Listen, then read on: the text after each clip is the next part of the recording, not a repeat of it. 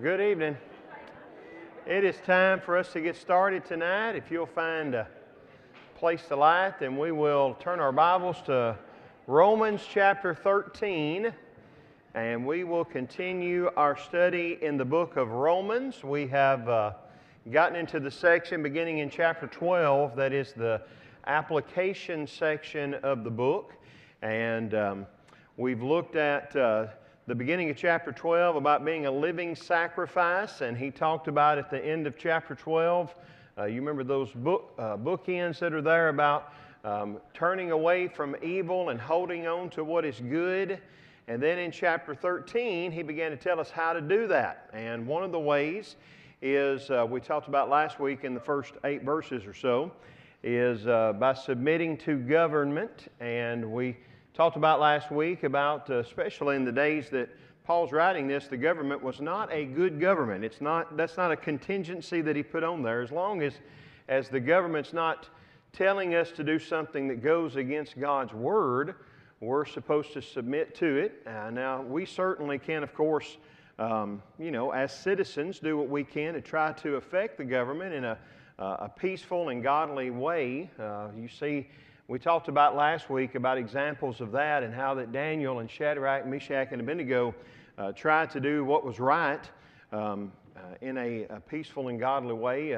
We didn't talk about Paul. Paul, of course, used his rights as a Roman citizen to appeal to get to go to Rome and those types of things. So voting and some of those kinds of things that we can do peacefully and within the confines of the law, we want to be good citizens. And that's a way that we can show our commitment to the Lord is by the way we conduct ourselves. It really gets into what he's going to talk about into this section. Again, keeping in mind this context of evil versus good, and what he's going to tell us in this next section is that evil is defeated by love, and love means behaving properly. And one of the things that we talked about at the end of that section last week, if you look back up at the beginning of verse 7, pay to all what is owed to them, and he talks about taxes and revenue and respect and honor, and we talked about all of that. But he's playing off of that idea that leads him to this next section that begins in verse 8 about what is owed, and he starts off with, owe no one anything except to love, and we're going to talk about what Paul's going to tell us at the end of this chapter here that is really going to be important to us. And it's really, as much as we talk about Paul and the complexity of his writing and the complexity of this book even, from time to time, this is one of those sections that's very, very simple. He's getting to be very basic here. I may have told y'all this story before. I don't think that I have, but maybe I have. When I was in high school at Dresden, we had 3 different head basketball coaches while I was in school. Coach West was our coach my freshman year, and then he became principal. And so Coach Meeks was my sophomore year. He was our head basketball boys coach. We hired my sophomore year Dale Hollowell, and he was assistant coach for both teams my sophomore year. Phil was also my preacher growing up, and so I've been known, Scotty, to do a Phil Meeks impersonation every now and again. And I've been asked, how did you learn to do Phil so well? And I said, well, between preaching and teaching and coaching, sometimes I had him 7 days a week. So I got to know him real well. But then my junior and senior year, Coach Hollowell coached us. But when I was a freshman, we had so many boys that played basketball that we actually had a freshman team. And that was very uncommon back then, at least, for single A teams to have a freshman team. So most of the teams that we played were bigger schools. We played Henry County at Dresden High School in a freshman game one night, and I think our starting lineup, the tallest player was, I'm sure it was Brian McPeak, and he was probably about 6 foot when we were freshmen. And I think their shortest player on their freshman starting lineup was about 6'2". So to say we were outmanned is an understatement. But Coach West finally called a timeout when I think it was about 20-0 or something like that. And we sat down on the bench, And everybody's around him, and it was a very small crowd at a freshman game, so everybody in the gym could hear what he was saying. But he gets the whole team around him, and he says, "Fellas, we're on the planet Earth, United States of America, the state of Tennessee. We're in a town called Dresden at Dresden High School Gymnasium.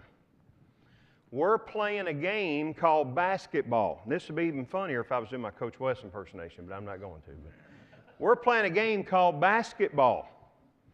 Now, the object of this game is to see how many times we can put the ball in that hoop while keeping them from putting the ball in that hoop. Are you with me? Well, at that point, no one knew whether to say, "Yes, Coach," laugh, cry, or what, But finally, "Yes, sir."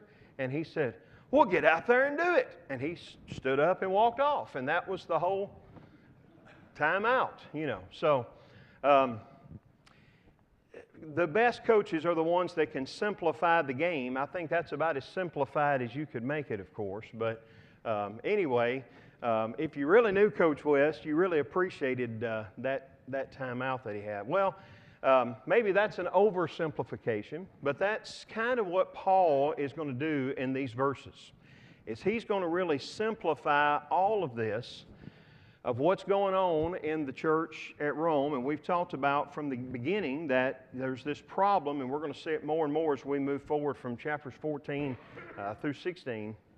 But there's this problem between the Jewish Christians and the Gentile Christians, and they didn't get along with each other because the Jewish Christians looked down their nose at the Gentile Christians, and the Gentile Christians looked down their nose at the Jewish Christians. And this entire letter is about the righteousness of God and about how that all of you, Jew or Gentile, you've sinned. And because of that, there's the only way you can be considered righteous, the only way you can be justified is if God grants to you His righteousness, if He gives that to you. And He does that when we put our faith or our trust in God to do for us what we can't do for ourselves, which is make ourselves righteous. But ultimately, that's the point that He's getting to, is that if you will understand, if you'll see yourself and each other the way that God does, then you'll have a lot better relationships with each other and be the kind of congregation that you ought to be. So that's really at the heart of what, again, a very simplified ideas that he's giving here in these last few verses of this chapter. But again, don't lose the context, because when Paul wrote all this, he didn't split this up into chapters and verses. But anyway, in the last few verses of this chapter, that's what he's going to talk about. So what he says in verse 8 is to owe no one anything except to love one another. He says, "For the one who loves another has fulfilled the law." So after telling them to pay what they owe to every man, whether it was taxes or respect or whatever it might be, specifically when we're talking about government officials, those leaders that we have in our government, he kind of expands out from that and says, owe no one. That would be everybody, right? That doesn't leave anybody out. Owe no one anything except to love one another. And this love, of course, is the agape love, which is the self-sacrificing love. It's the love that God has. It's the love that seeks the best for others rather than ourselves. And he says that's what we're, the one thing that we're to give each other, the one thing that we're to feel entitled for each other. And of course, he's not saying that you can't go into debt or any of those kinds of things. What he's saying is don't not pay what your obligations are. That's what he meant in those last couple of verses from last week. He's not saying that it's illegal to be taxed. He's saying make sure that you don't end up after the due date owing what you owe in taxes, to make sure you pay what you're supposed to pay, that there's not an outstanding debt against you that you haven't taken care of. So when it comes to our relationships with each other, what he's saying is that that we ought not to leave any obligation unfulfilled. If I borrow money from the bank, or if I buy something on credit, or if I borrow some money from someone, I need to pay that back and not ever be in a position when I haven't fulfilled my obligation. But the one thing that he's saying that we can never pay enough to each other in is love.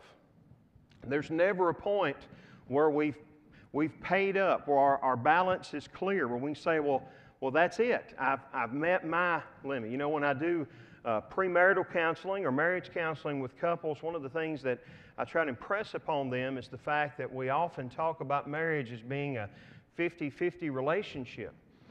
And I tell them the problem with that is that if we view marriage as a 50-50 relationship, when I get to 50%, what do? I stop. I don't do nothing else. And now it's your turn. If we think of marriage as a 100-0, then it's going to be a lot more likely, and I get it takes both working at a marriage to make it work. But the point being is that there's going to be times where I can't give 50. Maybe I'm giving 30, but if she's giving 70, we're still okay. Or maybe there's times where, you know, she can only give 30, but you can give 70, and you're still okay. And maybe there's times where, you know, he's able to give 60 and she's able to give 60, and you're really in good shape. But the point that I'm trying to impress upon them is that, you know, if you think of there's a limit to what I'm going to do for my spouse, then the marriage is not going to be what it could or should be. And what he's saying here is that's true in every relationship that we have. If we put limits on how far we're willing to go in working out relationships and showing love in relationships, then they're never going to be, should be. And then he goes on to say why this is so important. He says, for the one who loves another has fulfilled the law. And it's interesting, you know, last year we did a bunch of lessons on some of the one another passages in the New Testament. And we talked about the couple of pronouns that are usually used that are translated one another. When he says whoever loves another, it's a different word. The word here looks like our prefix hetero, which means different, right? So he says when you love another, or when you love someone who is different. Now, is it easy to love people that are alike? Yeah, it's a lot easier. You have the same interests, the same background, same culture, whatever. It's easy to love those people. The problem is when there's differences, it's harder to love. Because it's harder, does that make it any less necessary? No. So, in the Roman church, were there differences? Yeah, we've already talked about it, right? You've got these Jews that came into Christianity with a certain culture and a certain way of thinking and a certain way that they thought the family should be structured and religion should be and all that. And then you've got these Gentiles, the Romans here, that have come into Christianity, most of them probably from paganism, and they have a completely different worldview and a completely different culture and a completely different diet and a completely different way of thinking about how the home and society and religion should be structured, see? But even though you're different, what does he say that we owe one another is to love one another. That's self-sacrificing love.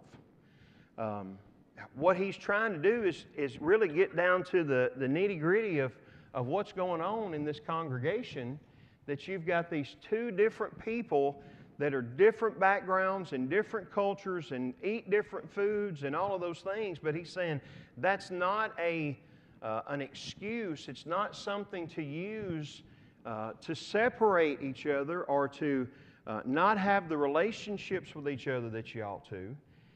He says you're supposed to love each other. And he says if you do, then you have fulfilled the law, which is the same thing that he will say in Galatians. We've talked about throughout our study of Romans how that Romans and Galatians are so similarly tied in their messaging. In Galatians 5 and verse 14 and Galatians 6 and verse 2, he's going to tell you basically the same thing. And the law, as Paul would be writing about it, of course, is the Torah. It would be the law that Moses brought down from God. So he's saying that if you love each other, then you have fulfilled the law. Well, how is that? That's a reasonable question, isn't it? You're saying if I just love other people, I fulfilled the law. Well, certainly at least the part that is in our relationship with each other. In verse 9, he gives some examples of that. He lists a few from Exodus chapter 20, the 10 Commandments. He says, for the commandments, and then he tells us the seventh commandment, you shall not commit adultery. So if I love you, am I going to steal your spouse from you? No. So how is it that loving fulfills the law? Well, one of the parts of the law, one of the 10 Commandments was not to commit adultery. If I love you, I'm not going to take your spouse away from you. Then the sixth commandment, you shall not murder. Some translations have you shall not kill, but it's the idea of taking an innocent life, and murder is probably a better way to translate that. That's the sixth commandment. All right? How is loving fulfilling the law? Well, if I love you, am I going to take your life? I would hope not, right? So loving is fulfilling the law. And then he gives us the eighth commandment, you shall not steal. If I love you, am I going to take away from you the things that are yours? Well, of course not. So again, how is loving a fulfilling of the law? It's that if I love you, I'm not going to try to take away the things that are yours. And then the 10th commandment, you shall not covet. If I love you, am I going to, the idea of coveting, of course, is having this unhealthy desire or jealousy for your stuff. Not that, well, Kerry got a new truck and I'd like to have a truck like his truck, or Johnny got a new boat and I'd like to have a boat like his. It's that I can't believe everything good happens to Kerry. Why can't I have his truck? You know, that's that kind of thing. Coveting, desiring what is someone else's. If I love you, am I going to be upset that you got what you got? Well, of course not. I'm going to be, if I really love you, I'm going to be happy that you've gotten what you got. And then he says, and any other commandment are summed up in this word, you shall love your neighbor as yourself. So this isn't, we're not going to go through every one of the commandments, Paul says, but if you think about the 10 Commandments themselves, the first 4 commands of the 10 Commandments were about relationship between God and man, and the last 6 were about relationship between man and man. And so much of what he gives us, or gave them rather, in the Torah had to do with how they treated each other, and you know, what to do if you accidentally you know, killed a lamb that was your neighbor's, how to go about getting forgiveness for that, and what you should give them in return, and what to do if you wronged someone, or if you accidentally killed someone out in the field working, or you know, all these different things about their relationship with each other. And so he says, we're not going to go through each and every one of them, but let's just wrap it up. Let's get to the brass tacks about it. How would we sum all this up? Well, if there's any other commandment that you can think of about your relationship with each other, if you just love each other, wouldn't that take care of it? And, you know, from whatever relationship or perspective that you're thinking about, whether you're talking about worldwide between country and country, and we've got wars going on right now from different countries that are trying to take advantage of other countries, and other countries are trying to get even with other countries, and countries are trying to hoodoo them in trade, and other countries that are trying to hoodoo them in trade, and whatever it might be. If they just loved everybody loved each other, wouldn't that take care of the problems in the world?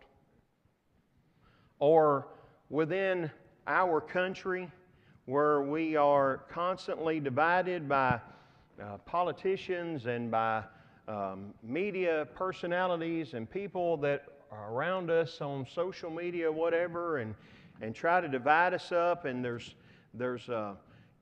class warfare, and there's racial tension, and there's political issues that people have left and right, and conservative and liberal, and there's all sorts of ways that people try to pit each other against each. If we just loved each other, wouldn't that take care of the problems in our country? Or you think about in the home and relationships in home, and again, it's one of the things, probably the thing that in my years of ministry that I've dealt with the most is problems between husbands and wives and families. And there's lots of issues that I've seen couples have, but you know what it really boiled down to when you get right down to it is that they weren't loving each other sacrificially like they should. All of the relationships are thinking about. He says, if there's anything else, you can sum it up in this: you shall love your neighbor as yourself. That's Leviticus 19 and verse 18. And Paul's not the first person that would say that's a good way to wrap it all up. You remember whenever at different times people would come to Jesus and they would say, what is the greatest commandment? And what did he tell them? To love the Lord your God with all your heart, mind, soul, and strength. And the second, he said, is likened to it, which is love your neighbor as yourself. Because again, remember those 10 commandments, those first 4 is about your relationship with man to God. The last 6 is relationship man to man. If we love God and we love each other, wouldn't that take care of all of them? It would. And he says in verse 10, love does no wrong to a neighbor, therefore love is the fulfilling of the law. See, all of those things that he mentioned and anything else that you might think of, if we love our neighbor, then we're going to fulfill the law, because this kind of love, agape love, is not going to allow me to do anything to my neighbor that I shouldn't be doing. It means I'm going to, when it comes to the government, I'm going to make sure that I'm respectful to the government, to the leaders, that I'm paying my taxes, that I'm obeying the laws, just like I would want people to do if I were the one that was the king or the emperor, right? That when it comes to my neighbor, that I'm going to be kind and loving and helpful to my neighbor because I want him to be kind and loving and helpful to me, right? That, again, you go back to that another word that's different. It's not just the people that look like me and smell like me and act like me and react like me, but it's the people that maybe come from a different background, that speak a different language, or that people that have a different social background or economic background or whatever it might be, that I'm going to love them like I want to be loved. And Jesus said, as you would that men do unto you, do to them likewise. So showing mercy and showing grace, showing kindness and showing compassion, self-sacrificing love, caring more about others than I do myself. He says if we would just do that. So, you're bickering and fighting about, whatever, about what you should eat or not eat. What if we put love into the conversation? What if it wasn't about being right or wrong or proving the other person wrong? What if it didn't become a debate about whether or not we should have bacon sandwiches, but it was rather we're all part of God's family, and we need to understand that and love each other, first and foremost. Would that change the church at Rome? Or, I know that there's certain holidays and whatnot that y'all think you need to keep, and there's certain holidays that we think we need to keep, and those kinds of things. Well, if it's not a debate about who's wrong and who's right, or who's smarter and who's not as smart, or who's closer to what, if it becomes a hey, we're a part of the same family. God sees us all the same way. All of us have fallen short, and the only way we're right in His sight is because of His grace. Then does that change the way those conversations are had in the Roman church? It's got to start with love. What's the old song? All we need is love. It's all we need. That's what he's saying. If we just had that, then all of these other things would take care of themselves. He says, besides, and he's kind of shifting gears a little bit here, but don't lose what he's saying here. Verse 11, he says, besides this, you know the time that the hour has come for you to wake from sleep, for salvation is nearer to us now than when we first believed. Well, this idea of waking from sleep, you might write down 1 Thessalonians 5, verses 6 through 7. 1 Thessalonians chapter 5, verses 6 through 7. And then Ephesians chapter 5 and verse 14. Ephesians 5 and verse 14, the way that verse is written, it's written in poetic form. So most scholars think, and there's several places in the New Testament where this is, but most scholars think that Ephesians 5 and verse 14 was part of a song or a hymn that they sang in worship. So it's about this idea of waking up, not sleeping, but part of one of the things that when they were teaching one another with psalms and hymns and spiritual songs, that's one of those. So he says it's time to wake up from sleep. He says, for salvation is nearer to us now than when we first believed. So what's he saying here? He's saying it's time for us, as my mama would say, to wake up and smell the coffee. Well, what did she mean by that? It's time to pay attention, right? It's time to focus here.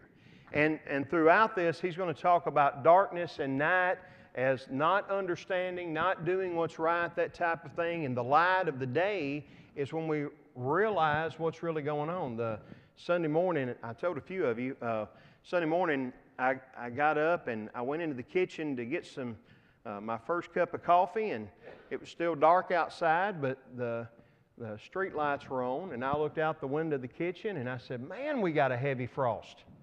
And I went in there and I opened my Bible and started studying, and I come back in there for my second cup of coffee, and the sun had come up, and I looked out and said, oh, it snowed. When the light of day came out, I realized what was going on a little bit better. That's what he's saying in 1 Thessalonians and in Ephesians and here in Romans, is that we need to wake up and smell the coffee. We need to be aware of what's going on here. Like, how would you live if you knew that Jesus was coming back tomorrow? Would it change the way that we dealt with people outside the church? Maybe the urgency of sharing Jesus with them. Would it change the way that, we talk with our spouse or our children or each other? Would it change maybe some perspectives that I have about on how I want to spend the next 12 hours of my time? Maybe not going home and watching reruns of the Andy Griffith Show, maybe studying my Bible a little bit, See, that's what he's saying. He's not saying that Jesus is coming back tomorrow, but he says our salvation is nearer to us than when we first believed. Do y'all remember when you first believed? April 21st of 1985 is when I was baptized at the Liberty Church of Christ by Danny's cousin, Denny Davidson. I remember that. That's been several years ago now. And I don't know when I'm going to die, and I don't know when Jesus is going to come back, but I do know this: I'm a lot closer to standing before Him now than I was April 21st of 1985. Right? You remember when you first believed?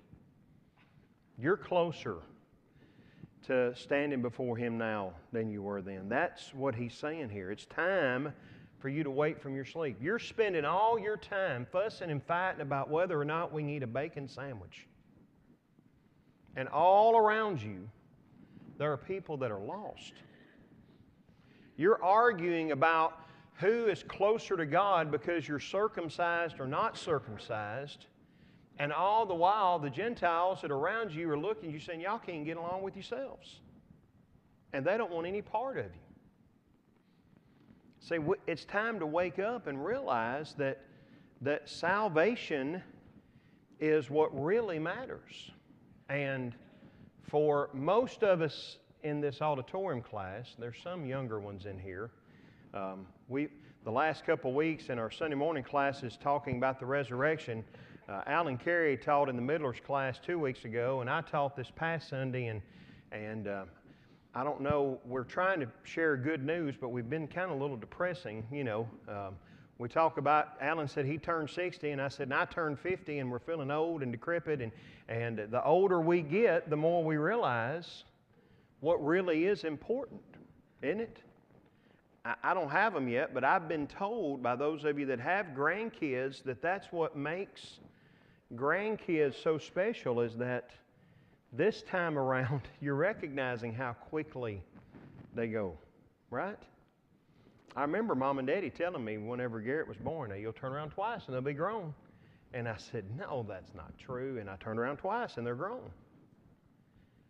Time goes by, and the older we get and the closer we get to eternity, it ought to make us realize how important those things really are. He says, the night is far gone, the day is at hand, so then let's cast off the works of darkness and put on the armor of light. The works of darkness we need to get rid of. That's kind of like saying, like he did twice in chapter 12, let's turn away from evil.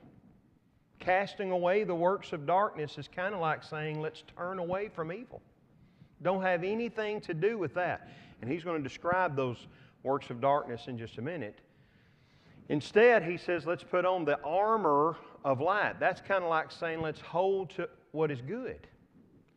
That word translated armor is a word that can mean either the weapons that a soldier would use, or the defensive tools that a soldier would use, or sometimes it would be used to talk about the tools that maybe a craftsman or a carpenter or something of that nature would use. It's the same word that he used back in Romans chapter 6 when he said that we, since we have been baptized into Jesus Christ and raised in newness of life, that we weren't to submit our body as instruments or tools or weapons of sin, but rather to yield our bodies as instruments or tools or weapons for God. And now he's saying, let's put on the armor of light. Let's turn away from what's evil and hold fast to what is good. Let's walk properly as in the daytime, he says. And then he gives us some of these examples of, in verse 13, of what he's talking about the works of darkness. Not in orgies and drunkenness. The ESV translates this as orgies. Anybody else have a different translation that you're reading from besides the ESV? Revelings. That's what a lot of them will. We don't render it as. We don't use revelings as very often in our English vernacular today, but the idea is really just a big drinking party. And of course, all of the things that would go along with that. Carousing is another word that sometimes is used here, but it's just the idea of these big parties that they would have and all of the other sins that would go along with it. It was often used in ancient Greek to talk about the big gatherings they would have whenever they would go to the temple, and they participate in these big feasts with the meat that they had offered to the idols in honor of Dionysus or whoever it was that they were. And then the cult prostitutes would come in, and all sorts of things would go on. But it's really a word that means more than just what we would think of from that English word, but that's the idea. Basically, it's being somewhere that we ought not be, doing things that we ought not be doing. And then drunkenness, of course, is obviously being drunk, not in sexual immorality. Now, this is not the same word that is usually translated as sexual immorality. This word means engagement in sexual relations, and of course he's talking about illicit sexual relations, not that between a husband and wife, but that God doesn't approve of. And sensuality, which is just the word, sometimes maybe y'all have lewdness or something like that in your translations. It's just having a lack of moral restraint in a variety of ways, but particularly when it comes to sexual things. Not in quarreling or strife or conflict, some translations will have. Not stirring up trouble all the time with each other, and jealousy. And of course, there's a lot of other things that we could list, and there's several times that Paul in his writings will list lists of sin, but if you compare this to Galatians, where he gives the works of the flesh, several of these ideas are there as well. But it's a lot of the things that were going on in the culture that they were around, but it was also things that they were allowing to enter into the church. And you would look around, and if you saw these drinking parties and drunkenness and sexual immorality and sensuality and those types of things, you'd say, man, those are bad things and we ought not be involved in them. And then in that list he puts quarreling and jealousy. Now, who would they know around Rome that had had problems with quarreling and jealousy? Each other, right? How many times has he told them, do not boast, or don't think more highly of yourself than you ought to, or those types of things? They're looking around at the culture around them and saying those things that they're doing are sinful things, and yet one of the works of darkness, one of those things that are evil that they're supposed to turn away from, is these ideas that they're dealing with in the church. And it's just a reminder of, well, he says earlier, oh no one anything but to love each other. It's easy for us to look down our nose at people outside the church and say, well, I'm not as bad as so-and-so, or they would never want to think about Jesus or whatever. But am I guilty of doing things? But what I'm guilty of is not as bad as what they are, right? That's the way we think, but that's not what he says. Or, as they were doing, Jew and Gentile, those Gentiles are eating bacon. Look how bad they are. Well, had the Jews done things that were wrong? Or those Jews are so silly, they think that you've got to be circumcised. But had the Gentile, that's what he started this whole letter with, right? In chapter 1, all the things that the Gentiles had done to separate them from God. And then chapter 2, all the things the Jews had done to separate themselves from God. And then chapter 3, that means all of you have. So why are you thinking more highly of yourself than others? Instead, he says, let's not walk in those things, but put on the Lord Jesus Christ, which is what he said back in Romans 12 and verse 2, right?